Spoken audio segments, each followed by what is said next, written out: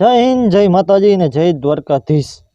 ભગવાન કોઈ એક સમાજના હોતા નથી। ભગવાન 18 વર્ણના છે, જે માને એના ભગવાન છે, પણ ભગવાનના વંશ જરૂર હોય છે। તો એવા જ ભગવાનના વંશના એટલે કે સીધી લીટીના વારસદારો એટલે કે જાડેજા, ચુડાસમા, સરવૈયા, રાયજાદા, રણા, ભાટી આ બધા જ ભગવાન શ્રી કૃષ્ણના સીધી લીટીના વારસદારો છે। ને આવી જ પૂરતી માહિતી આપણે મારા મુખે નહીં પણ આહિર વેજાનંદ ભગત ચાવડાના મુખે તમારે સાંભળવાનો છે વિડીયો। એક પેલા નાની એવી ક્લિપ સાંભળી લ્યો તમે, નાની એવી ક્લિપ છે, સાંભળી લ્યો। આ બધા જાડેજા અસલ કૃષ્ણ ભગવાનનો વંશ છે, બોલો પેઢી નામ હોત।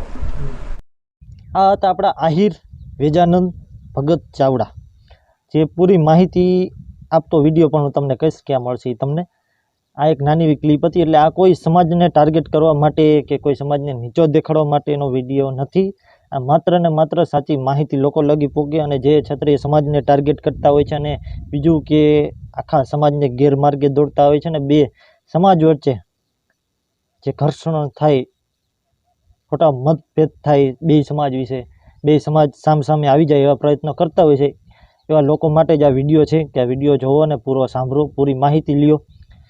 અને બીજું કે અમુક કલાકારો જે પૈસાના બંડલ લઈને ગમે એના ઇતિહાસ બનાવી દેતા હોય છે, એવા લોકોને પણ શીખવું જોઈએ આવા કલાકારો પાસે, આહિર વેજાનંદ ભગત ચાવડા પાસે, જેની પાસે પૂરી માહિતી આખા ઇતિહાસ, એક નહીં પણ બધા જ ઇતિહાસની વાતો બહુ જોરદાર હોય છે એના મુખ્યત્વે સાંભળવાની બહુ મજા આવે છે।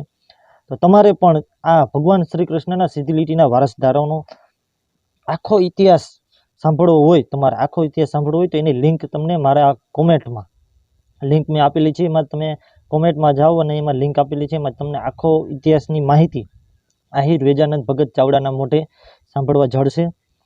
તો જય હિન્દ, જય માતાજી અને જય દ્વારકાધીશ। ફરી વાર કહેતો જાઉં કે લિંક મારી કોમેન્ટ બોક્સ અને નીચે ડિસ્ક્રિપ્શનમાં પણ તમને લિંક આપેલી છે, એમાં તમે જાઓ અને જોવો, વિડીયો આખો જોવો ને પૂરી માહિતી લ્યો, તમારો નોલેજ વધારો। બીજું કે હું કોઈ સમાજને ટાર્ગેટ કરતો નથી, પણ જે ક્ષત્રિય સમાજને ટાર્ગેટ કરશે આ એના માટે જ વિડીયો છે, જે અભદ્ર ટિપ્પણી કરતા હોય છે અને આખા સમાજને ગેરમાર્ગે દોરતા હોય છે, એવા અમુક લોકો માટે જ છે।